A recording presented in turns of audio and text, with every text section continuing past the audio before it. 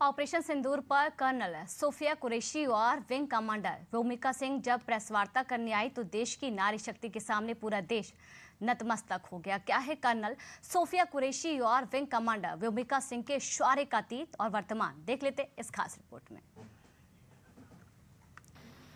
सुप्रभात देवियों और सज्जनों, मैं कर्नल सोफिया कुरैशी और मेरे साथ विंग कमांडर व्योमिका सिंह आज आपको 6 से 7 मई 2025 की रात 1:05 से 1:30 बजे के बीच भारतीय सशस्त्र बलों द्वारा अंजाम दिए गए ऑपरेशन सिंदूर के बारे में जानकारी देंगे। जब शक्ति वर्दी पहनती है तो सूरत ये होती है, मूरत यही होती है और हिसाब कुछ इस तरह चुकता किया जाता है।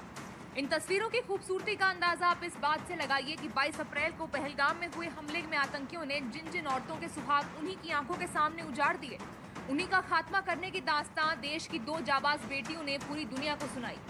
एक एक करके आतंकियों के ठिकाने नेस्तनाबूद हुए और इंसाफ हुआ।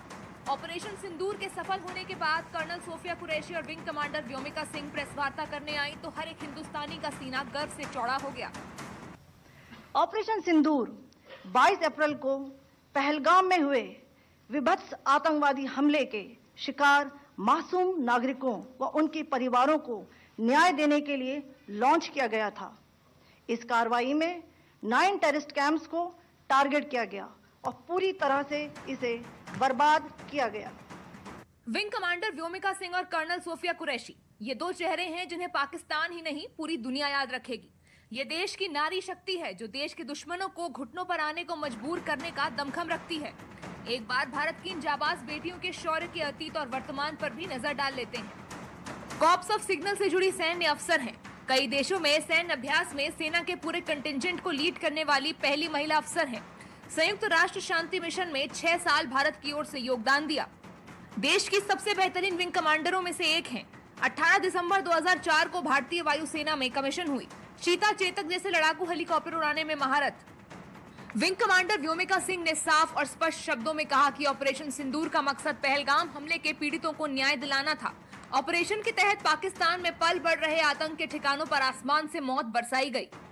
इन लक्ष्यों का चयन विश्वसनीय इंटेलिजेंस सूचनाओं के आधार पर हुआ ताकि आतंक गतिविधियों की रीढ़ तोड़ी जा सके और यह खास ध्यान दिया गया कि निर्दोष नागरिकों और सिविलियन इंस्टॉलेशन को नुकसान न पहुंचे। ऑपरेशन सिंदूर के तहत जिन जिन आतंकी ठिकानों को निशाना बनाया गया सबका ब्यौरा विंग कमांडर व्योमिका सिंह ने विस्तार से दिया। यही नहीं, कर्नल सोफिया कुरैशी ने तस्वीरों के साथ आतंकी संगठनों के ठिकानों के बारे में जानकारी दी, जो कि इस बात का सबूत है कि उस ऑपरेशन को अंजाम देने से पहले भारतीय सेना और भारतीय इंटेलिजेंस ने कितना होमवर्क किया था।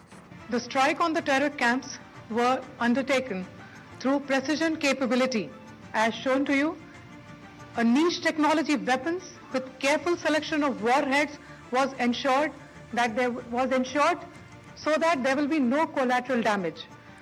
The point of impact in each of the target was a specific building or a group of buildings.